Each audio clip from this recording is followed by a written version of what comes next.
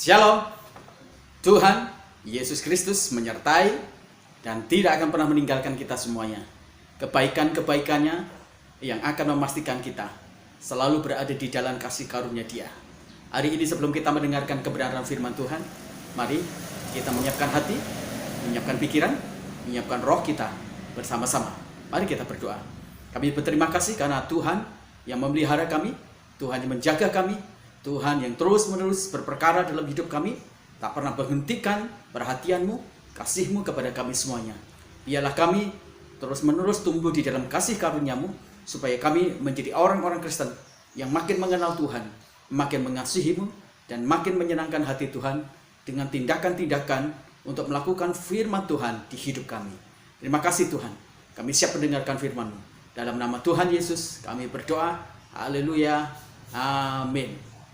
Masih di dalam tema besar kita 1 tahun, Be Strong in the Lord. Hari ini di ibadah minggu kita, di minggu keempat bulan Februari ini, kita akan mengambil satu tema melukis indah dalam masalah pergumulan kita semuanya. Mari kita akan membuka di dalam 2 Timotius pasal yang pertama ayat yang ke-12. Itulah sebabnya aku menderita semuanya ini, tetapi aku tidak malu, karena aku tahu kepada siapa aku percaya, dan aku yakin bahwa Dia berkuasa memeliharakan apa yang telah dipercayakannya kepadaku hingga pada hari Tuhan. Amin. Berbahagialah kita yang membaca firman Tuhan, menyimpan, merenungkannya, karena firman Tuhan itu akan menjadi berkat bagi kehidupan kita semuanya, dan menjadi pondasi untuk kita terus berakar di dalam Kristus Yesus Kristus. Jika kita bukan seorang pelukis, pada waktu kita melihat oret-oretan di tembok kita, maka kita pasti akan marah. Kita berusaha untuk membersihkan coretan-coretan itu semuanya, sampai akhirnya coretan-coretan itu tidak berbekas. Atau kalau kita tidak bisa bersihin, minimal kita mungkin akan berusaha mencat ulang lagi, supaya tembok yang tadinya kotor, dicoret-coret oleh anak-anak kita, itu bisa menjadi bersih, luar biasa. Tapi kalau kita adalah seorang pelukis, pada waktu kita melihat coret-coret yang ada di tembok yang mengotori itu semuanya, maka akan segera kita ambil cat, dan kita akan melukis dari coretan-coretan itu, sehingga kita akan mendapatkan satu gambaran atau lukisan baru lagi yang lebih indah, yang tidak terdiri dari coretan-coretan tanpa bentuk. Bapak Ibu, Paulus mengalami satu situasi yang begitu sangat sulit, luar biasa. Bagaimana dia dari penjara sendirian, ditinggalkan oleh beberapa teman, menghadapi masalah-masalah psikologis, bahkan dia sebentar lagi akan dihukum mati, dan itu menjadi satu masalah yang cukup besar, luar biasa. Tetapi di dalam 2 Timotius pasal yang pertama ayat yang ke-12 ini, Paulus memberikan sebuah pengidentifikasian diri dia. Dia bukanlah seorang hamba Tuhan yang sembarangan, yang mudah kemudian ditundukkan oleh masalah, atau kemudian mudah diburukkan oleh masalah. Sebaliknya Paulus membuat dan memakai setiap masalah-masalah yang seperti coret-coret yang tidak berbentuk itu, dia lukis itu semuanya menjadi satu lukisan, konfigurasi, mosaik tentang penggambaran dari iman Kristen dia yang begitu indah, dari keyakinan dia kepada Kristus yang begitu indah, dari pekerjaan dan karya-karya Kristus yang begitu indah, luar biasa. Semua masalah-masalah dan penderitaan-penderitaan yang dialami oleh Paulus membuatnya dia berdiri teguh, kuat, dan tidak pernah sedikit pun mengeluh, mencaci maki, atau melanturkan sungut-sungut kepada Tuhan, karena dia memberi lukisan yang indah kepada setiap masalah itu, sehingga hal yang kelihatannya coret marut, coret-coretan yang tanpa bentuk, akhirnya berbentuk menjadi satu konfigurasi, lukisan naturalis yang indah dari karya Allah, penyertaan Allah, kedahsyatan Allah, keajaiban Allah di dalam diri kita semuanya. Paulus dalam pernak-pernik masalah dia yang begitu hebat, luar biasa, dia melukis lukisan yang indah dalam setiap masalah itu. Dan lukisan itu kemudian menampilkan tentang Tuhan yang indah, tapi bukan juga tentang Tuhan dia, tetapi tentang jati diri dia. Dia adalah seorang penuntas yang luar biasa. Dia adalah seorang yang menyelesaikan pertandingannya mengakhiri garis finish. Dia adalah seorang yang sangat setia. Dia adalah orang yang sangat bertahan luar biasa. Dia adalah orang yang cakap menghadapi masalah. Dia melukis semua masalah-masalah dan penderitaan dia dan memberikan gambaran lukisan yang indah tentang kesetiaan, tentang penuntasan, tentang ketergantungan dia, kerendahan hati dia, tentang kekuatan yang luar biasa. Maka dilukislah semua masalah itu menjadi satu lukisan konfigurasi yang sangat indah luar biasa. Nah, bagaimana dengan kita pada waktu kita punya masalah? Saya berharap kita semuanya belajar dari Paulus. Bagaimana masalah-masalah itu menjadikan kita semuanya untuk melukiskan atas masalah dan pergumulan kita itu menjadi sesuatu yang indah dalam hidup kita semuanya. Mari kita belajar dari Paulus bagaimana dia bisa mengubah penderitaan, masalah menjadi satu lukisan indah luar biasa. Datang akhirnya terwujud gambaran tentang lukisan karya Allah, pekerjaan Allah, kesetiaan Allah, kedahsyatan Allah, dan hal yang luar biasa.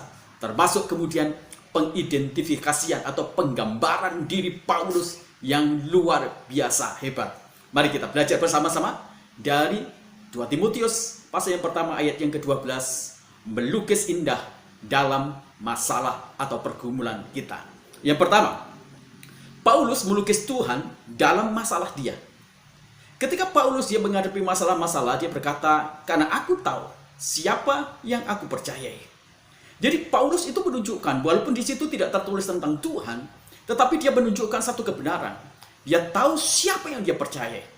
Jadi ketika dia mempercayai ada satu objek yang jelas, objek yang benar, objek yang otentik, objek yang tidak salah, objek yang tidak sempalan. Siapa yang menjadi satu objek yang membuat Paulus itu percaya? Paulus tahu, Paulus mengenal begitu dalam. Di dalam surat Filipinya dia berkata, berusahalah untuk mengenal Tuhan Allah kita sedemikian rupa yang baik dan benar. Jadi Paulus memberikan sebuah lukisan dalam masalah dia, dilukislah di situ tentang keberadaan Tuhan, pribadi Tuhan, subjek tentang Tuhan, tentang identifikasi Tuhan itu sendiri. Paulus mengubah masalah itu yang tadinya sepertinya hal yang buruk, kegelapan, sepertinya kekacauan, diubahnya itu menjadi satu lukisan gambaran yang indah tentang Tuhan dia. Ketika kita berbicara tentang Tuhan, Paulus menuliskan itu berhubungan dengan Injil. Apa itu Injil? Berita kabar baik. Apa itu Injil? Berita sukacita. Berita tentang apa? Berita tentang Yesus yang mengasihi, Yesus yang mencintai, Yesus yang menebus, Yesus yang membenarkan, Yesus yang mati atas kita semuanya, Yesus yang menyerahkan nyawanya bagi kita, dan dia bangkit, dan dia menyelamatkan kita, dia membenarkan kita semuanya. Dia menjadi pribadi yang memiliki inisiatif. Pada waktu manusia jatuh di dalam dosa, Allah atau Tuhan itu sendiri, dia berinisiatif, membuat perencanaan yang matang. Bagaimana caranya manusia itu dapat dikalahkan. Mulai dari bagaimana dia memberikan janji, the mother of covenant, tentang janji dari keturunan perempuan itu, yang akhirnya diwujud nyatakan dari Kristus Yesus keturunan perempuan itu. Kemudian juga pada waktu awal-awal sebelum kelahiran sang anak, janji itu sendiri, bagaimana Tuhan memberikan simbol tentang pembuatan pakaian dari kulit binatang. Ada satu binatang yang dibunuh dan darah dicurahkan di sana. Jadi ini adalah satu berita yang penuh dengan sukacita. Tuhan dalam Injil, kabar baik, kabar sukacita, dia berinisiatif menolong, menyelamatkan, terus mendampingi kita semuanya, menebus dosa kita semuanya, membuat kita menjadi benar, membuat kita menjadi suci, membuat kita menjadi pribadi yang diperkenan oleh Allah. Itu adalah berita. Jadi masalah-masalah itu kemudian tidak memiliki efek apa-apa dalam diri Paulus, karena Paulus melukis masalah itu dengan lukisan Tuhan dalam karyanya yang dahsyat, dalam keperhatiannya, kepeduliannya, bagaimana dia berinisiatif menolong, membuat solusi, membuat jalan. Bukan hanya membuat jalan, dirinya sendiri itu adalah jalan keselamatan satu-satunya, jalan penebus, jalan pendamaian, jalan dia menjadi putra Allah yang luar biasa. Nah, berita itu, Injil itu tentang Tuhan Yesus itu yang dilukis dalam masalah.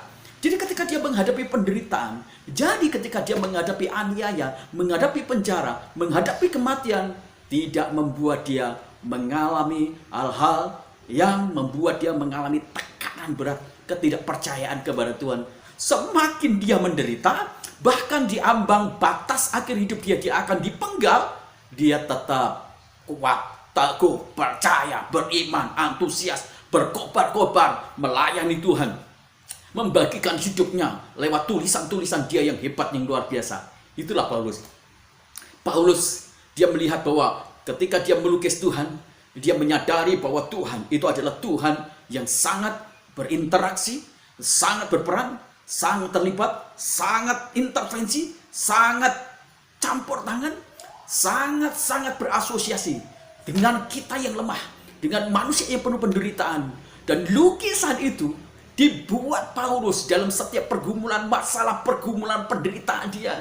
Dan dia lebih melihat Tuhan dia yang indah, Tuhan dia yang kasihnya indah, yang berkatnya indah, yang semua pertolongannya indah. Dan itu yang membuat Paulus bersukacita luar biasa.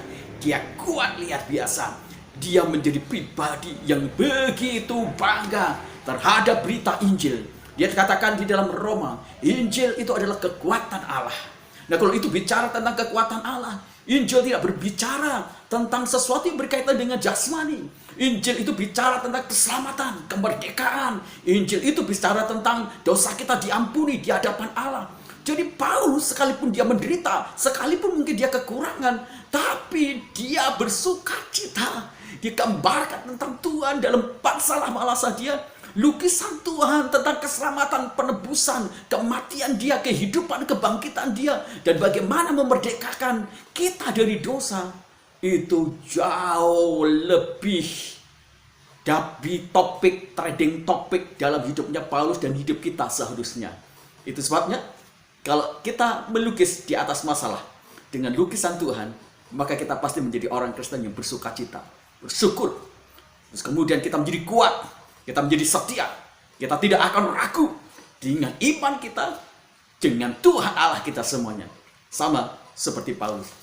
Yang kedua, bagaimana Paulus melukis di atas masalah itu menjadi satu lukisan yang begitu sangat indah, yang membangun iman dia, kepercayaan dia, semangat dan kobar pengabdian dia melayani Tuhan. Yang kedua, Paulus melukis pemeliharaan Tuhan di atas masalah yang sedang terjadi di dalam hidup dia semuanya. Sebenarnya Paulus berkata kepada kita semuanya, aku tahu siapa yang aku percayai, ya, karena dia sanggup untuk apa? Untuk melakukan pemeliharaan atas hidup kita semuanya. Apa yang dipercayakan, dia sanggup memelihara. Jadi Paulus, dia sedang melawan juga salah satu filsafat deisme.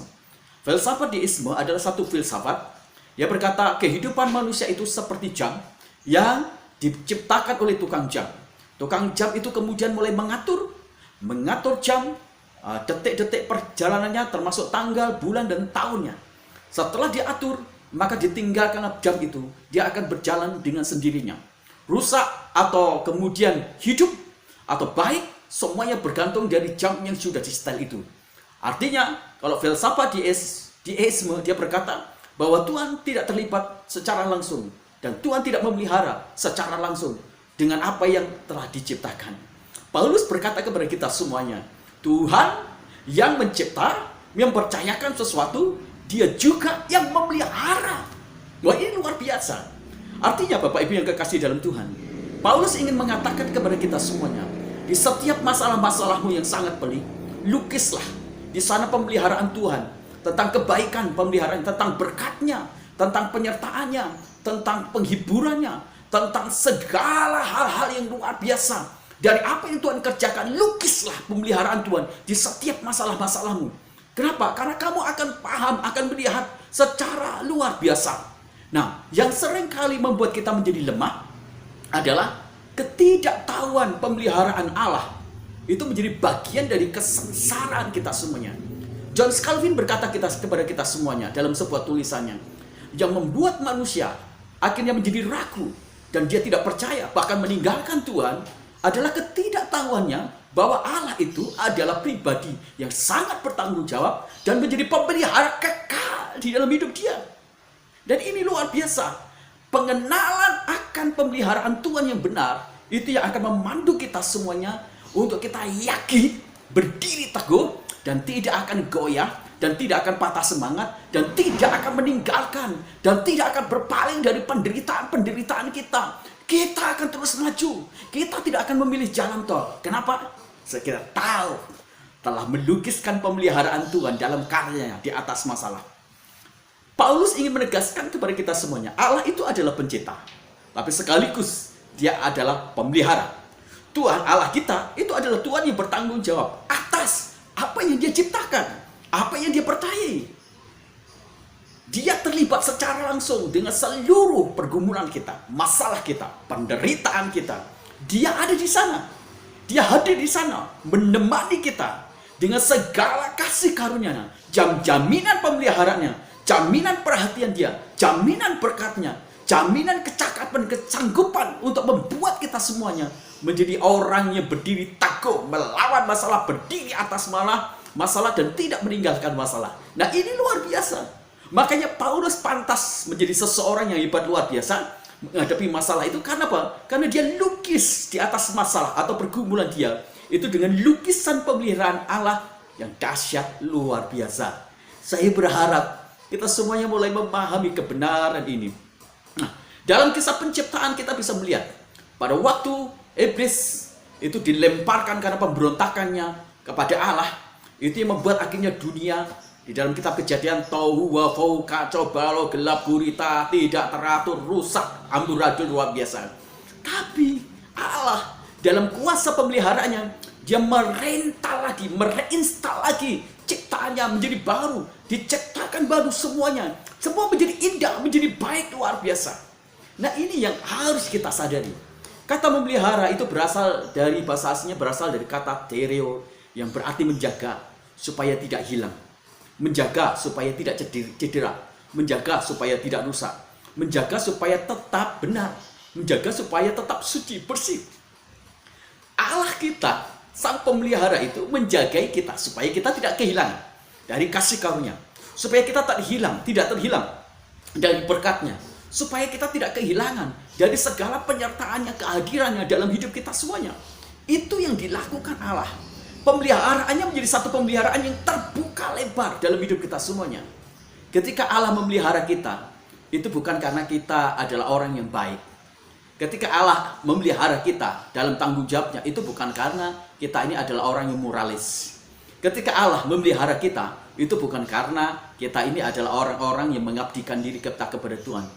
Ketika kita dipelihara oleh Allah, itu bukan karena Allah itu adalah Allah yang melihat kita beribadah kepada Dia luar biasa. Bukan. Allah itu memelihara hidup kita semuanya. Karena pada dasarnya Dia bukan memiliki sifat memelihara, tapi Dia itu adalah sang pemelihara. Allah memelihara kita bukan karena Dia memiliki kasih, tetapi Dia adalah Allah yang kasih itu sendiri. Jadi, ketika kita beribadah, itu tidak mengurangi dan tidak menambahkan kasih Allah, pemeliharaan Allah dalam hidup kita semuanya. Ketika kita beribadah kepada Tuhan, itu tidak menambahkan dan mengurangi kasih pemeliharaan Allah itu dalam diri kita semuanya. Semakin kita berdoa, kita yang dibuat untuk dipelihara. Semakin kita mengasihi Dia, kita semakin terus-menerus menikmati prosentase kasih dari Allah yang besar, yang luar biasa. Semakin kita baca firman, semakin kita melayani, prosentase kasih Allah, prosentase juga kita menikmati berkat Allah, itu menjadi lebih besar. Kenapa? Kita bisa menikmati keterbukaan dalam hidup kita semuanya. Kata memelihara juga dalam bahasa aslinya adalah profiti. Artinya itu yang berkelanjutan dan tidak pernah berhenti. Jadi ketika Allah memelihara, itu merupakan satu tindakan yang berfokus ke depan, dan itu berlangsung dan berjalan sampai di dalam kekekalan. Dan ini luar biasa. Makanya Paulus menulis dalam setiap penderitaan dia dengan lukisan pemeliharaan Allah. Itu yang membuat dia jadi seger. Itu yang membuat dia fresh. Itu yang membuat dia makin berkobar, menyala-nyala. Sekalipun dia berada dalam pergumulan dan tekanan berat yang luar biasa. Allah memelihara, itu artinya bahwa Allah melakukan tindakan-tindakan yang berkesinambungan, menyediakan kasih-Nya, perhatiannya, menyediakan kehadirannya, menyediakan hal-hal yang luar biasa dalam hidup kita semuanya.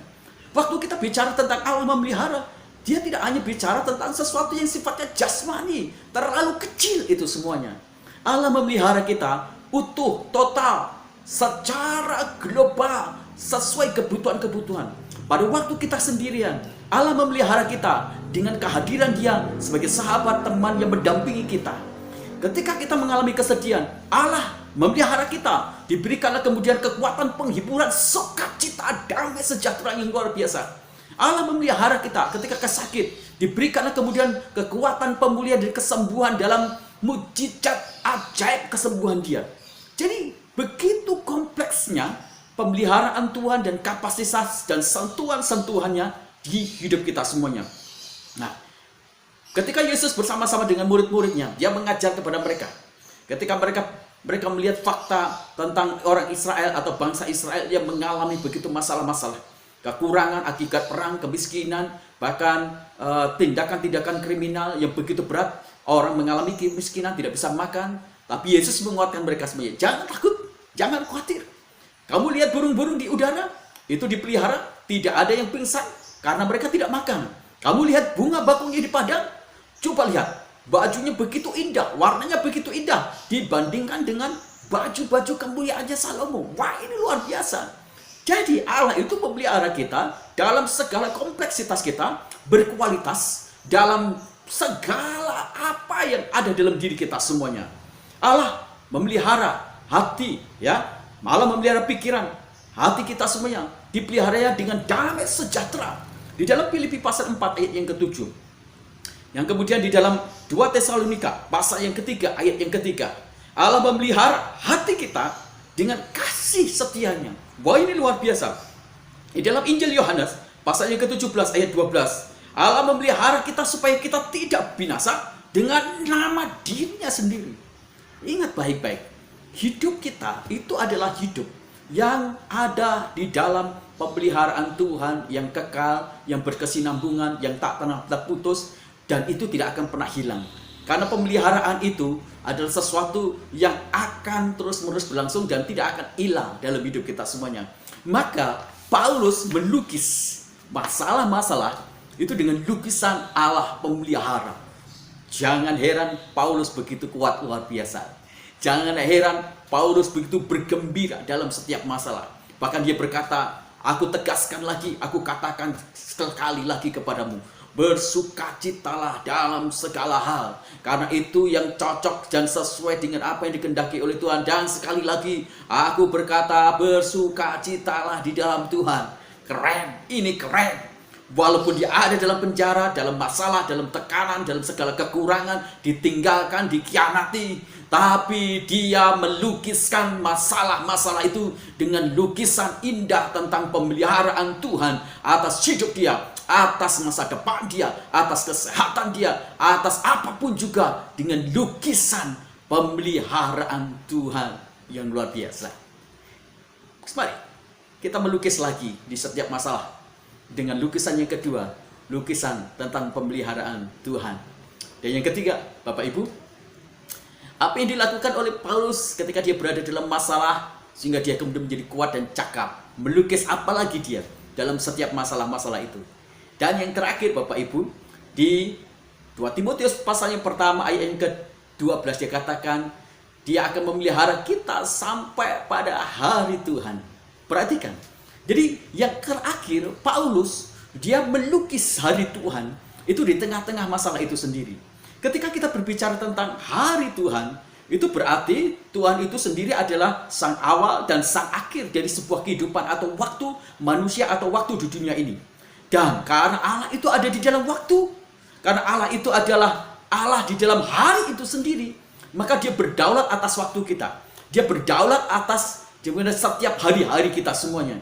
Jadi sepanjang hidup kita, Paulus katakan, ya saya tahu hari saya itu seperti buruk, Tapi dia lukis hari dia itu dengan harinya Tuhan. Dan harinya Tuhan itu pasti adalah hari Sabatnya dia. Hari Sabat tidak berbicara tentang hari Sabtu atau hari Minggu ketika kita beribadah. Bukan. Hari Sabat atau harinya Tuhan itu bicara tentang apa? Bicara tentang perhentian. Bicara tentang damai. Bicara tentang rest di dalam Tuhan. Jadi ketika kita dibawa pada harinya Tuhan, yang pertama kita dibawa pada satu kebenaran tentang Sabatnya Tuhan. Harinya Tuhan. Damai dengan Tuhan. Rest dengan Tuhan. Kita menikmati segala sesuatu yang baik. Kita menikmati hari di mana kita menikmati perhatian, damai, sejahtera. Kita menikmati segala sesuatu yang baik dari Sabat kita bersama-sama dengan Tuhan, didampingi oleh Tuhan. Nah, ini luar biasa. Inilah Sabat Tuhan. Hari Tuhan itu juga bisa bicara tentang harinya Tuhan dalam pengertian Sabat. Hari di mana kita menikmati perhentian, hari di mana kita menikmati damainya, hari di mana kita menikmati kasih karunia, hari di mana kita menikmati segala sesuatu yang baik yang ada di dalam Kristus Yesus Tuhan Allah kita semuanya. Nah, hari Tuhan juga itu dapat dinikmati sebagai hari di mana kita akan berjumpa dengan Tuhan. Di mana kita akan berjumpa dengan Tuhan. Ketika harinya Tuhan itu adalah waktunya Tuhan itu datang kepada kita, entah secara pribadi, entah itu secara komunal. Tuhan akan menjumpai kita pada hari dia. Semua kematian-kematian itu adalah harinya Tuhan untuk kita. Penjemputan Tuhan untuk kita semuanya. Wah, ini luar biasa. Jadi Paulus sekalipun dia menghadapi masalah bahwa dia sebentar lagi mati, dia tidak memaknai kematian dia itu sebagai kematian hal yang buruk atau sebuah penderitaan.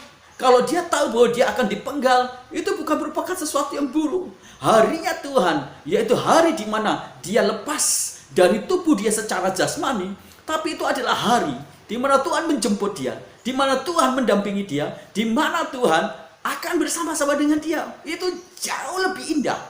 Ketika kita bersama-sama dengan Tuhan, bukankah itu adalah puncak passion, puncak kerinduan kita, puncak kekekalan yang betul-betul kita inginkan, sangat dalam sekali.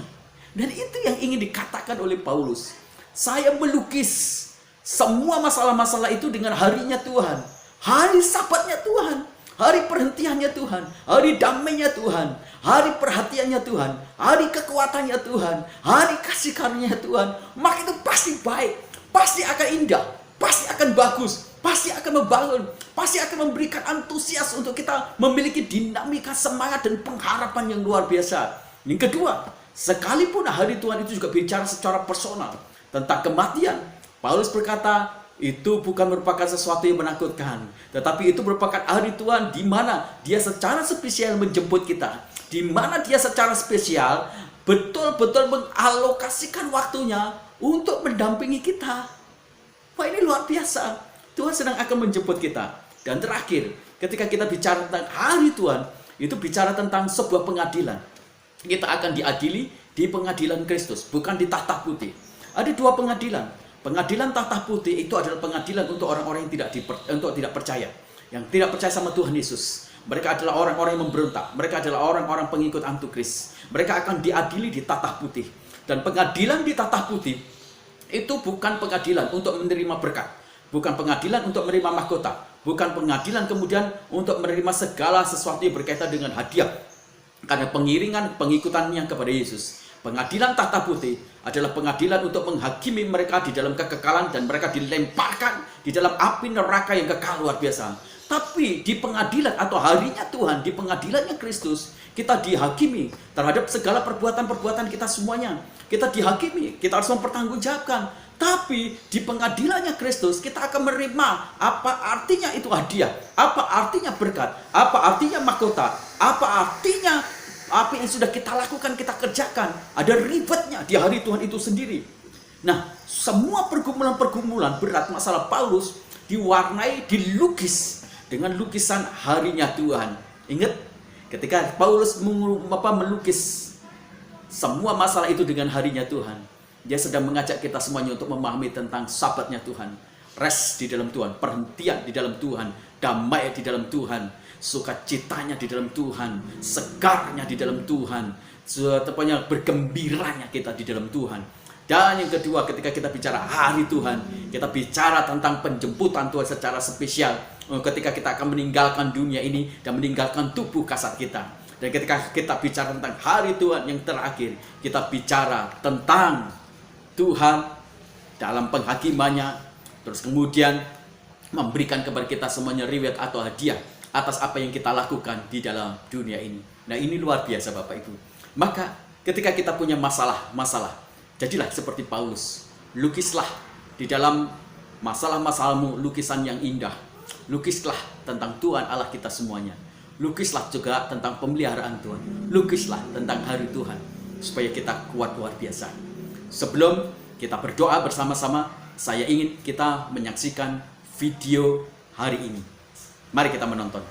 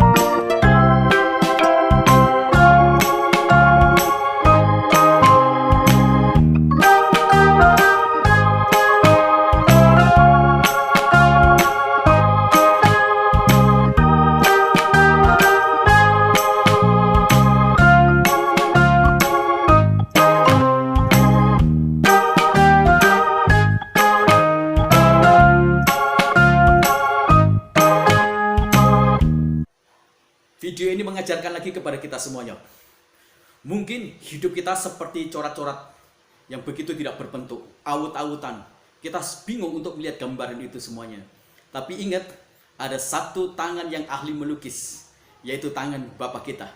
Di semua corat marut lukisan, di semua corat marut masalah-masalah di hidup kita semuanya, yang datang silih berganti dan kita tidak tahu bagaimana mengurai dan tidak tahu bentuknya, ingatlah baik-baik. Tangan Tuhan akan melukis itu semuanya. Apa yang tadinya seperti tidak berbentuk akan menjadi berbentuk. Apa yang tidak indah itu menjadi indah. Apa yang tidak jelas itu menjadi jelas luar biasa. Sehingga lukisan itu menjadi berkat bukan hanya buat kita, tapi buat orang lain yang melihat.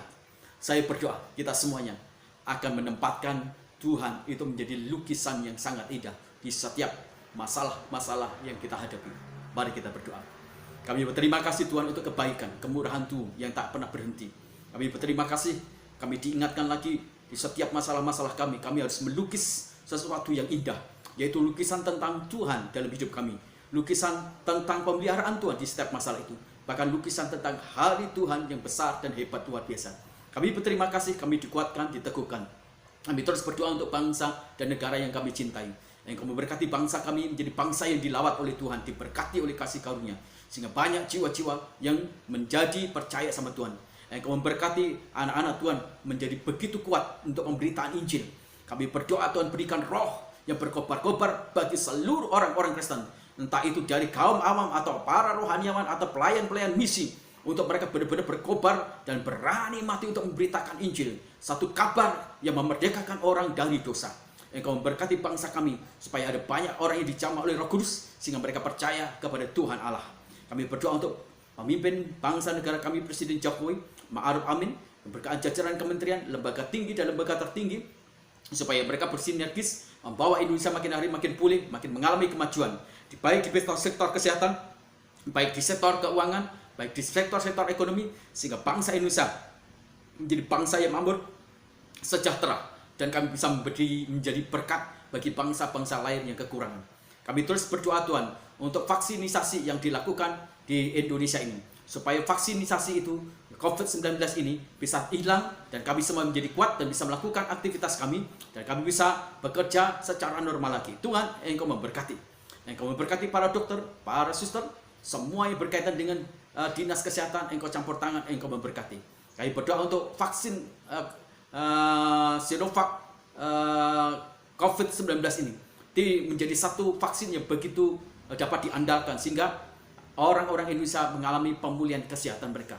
Kami terus berdoa untuk kota kami, Engkau berkati kota kami. Kota kami menjadi kota yang diberkati secara ekonomi, sehingga semua sendi-sendi ekonomi di kota kami menjadi lebih baik lagi, sehingga ekonomi di kota kami benar-benar Tuhan tumbuh, dan banyak orang-orang menjadi orang-orang yang kecukupan.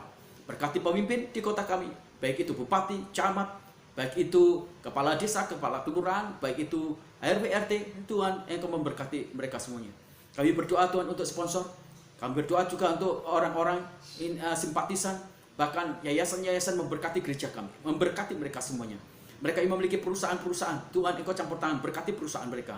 Berikan hikmat marifat supaya mereka memiliki daya inovasi dan kreativitas, sehingga mereka bisa keluar dari setiap tekanan-tekanan karena hikmat-Mu yang menyertai mereka. Berkati Tuhan modal mereka, kapital mereka, supaya mereka benar-benar bisa terus melakukan produktivitas, sehingga produk mereka bisa makin hari makin banyak. Berkati tender order supaya kemudian makin banyak. Berkati transaksi jual belinya makin sehat berjalan Tuhan. Dan berkati kekuatan kesehatan keluarga mereka dan fisik mereka semuanya, supaya mereka semuanya bisa benar nikmati kebaikan Tuhan. Kami berdoa untuk saudara kami yang berjanji, bernasar untuk membangunkan gereja. Tuhan Engkau berkati ekonominya, keuangannya, semua properti-properti yang dia jual. Tuhan Engkau berkati supaya laku, sehingga dia bisa menjadi saluran berkat untuk membangun gereja bagi kami semuanya, sehingga kami punya tempat secara permanen untuk kelas-kelas pemuritan, untuk kelas-kelas mobilisasi, untuk kelas-kelas yang dapat kami pakai juga untuk ibadah dan doa-doa. Tuhan, kami percaya Engkau akan mewujudkan. Berkati hatinya, teguhkan pikirannya, supaya dia berkomitmen untuk membayar nasar dia. Kami berkati semuanya dalam nama Yesus. Berkati ekonomi jemaat kami, mereka yang memiliki pabrik, Tuhan Engkau berkati, sekalipun mungkin hari-hari ini seperti susah, tapi kami tahu tangan Tuhan lebih dahsyat dari setiap kesulitan. Engkau bisa pulihkan, Engkau bisa bangkitkan lagi. Mereka kalau mundur, tapi mereka mundur 10 langkah untuk maju melesat lagi dengan kekuatan yang luar biasa dari segala berkat Tuhan. Engkau memberkati juga Tuhan bisnis mereka, keuangan mereka, kesehatan mereka. Berkati jemaat kami memulai usaha, Tuhan Engkau memberkati. Kami juga berdoa Tuhan untuk pertumbuhan iman rohani jemaat kami, supaya mereka makin tumbuh dan mencintai Tuhan, mengasihi Tuhan. Dan mereka berkomitmen juga untuk melayani dan membangun gereja makin hari makin besar. Engkau memberkati juga anak-anak kami, remaja-remaja kami, sekolah minggu kami, supaya mereka makin mencintai Tuhan Allah yang luar biasa. Tuhan tumbuhkan mereka menjadi generasi yang mengasihi dan ikut dan takut akan Tuhan. Pengikut Tuhan yang luar biasa, dididik dalam satu kebenaran yang luar biasa. Berkati keluarga-keluarga kami semuanya dalam rumah tangga mereka harmonis dan penuh cinta kasih. Kami berdoa untuk pergumulan-pergumulan saudara-saudara kami yang memiliki seorang anak. Tuhan Engkau memberkati, tangan Tuhan campur tangan di sana. Terima kasih. Kami mengucap syukur untuk semua kebaikan Tuhan. Akhirnya keluargaku yang kasih dalam Tuhan, angkat kedua tanganmu dan terimalah berkat Tuhan. Kasih sayang dari Allah Bapa kita lewat anaknya Tuhan Yesus Kristus yang telah mati di atas kayu salib menebus dosa dan kutuk kita semuanya, serta persekutuan dengan Roh Kudus yang menguduskan kita dari hari ke hari sehingga kita tidak bercacat celah di hadapannya. Itulah sebabnya Tuhan memberkati keluargamu, Tuhan memberkati usahamu, apa yang dikerjakan oleh kedua tanganmu diberkati oleh Tuhan. Tuhan memberkati masa depanmu dan masa depan keturunanmu. Tuhan memberkati kesehatanmu. Keluar masukmu engkau hanya bisa menemukan pintu berkat Tuhan saja. Damai sejahtera dari Allah Bapa menyertai engkau, dan pulang dengan berkat rohani, berkat jasmani itu bagikan kepada orang lain sehingga mereka melihat Yesus yang ada di dalam hidupmu. Pulanglah dan beritakanlah Injil, maka Tuhan akan menyatakan tanda ajaib dalam hidupmu. Dalam nama Tuhan Yesus Kristus kami berdoa. Haleluya. Amin. Tuhan Yesus memberkati kita semuanya.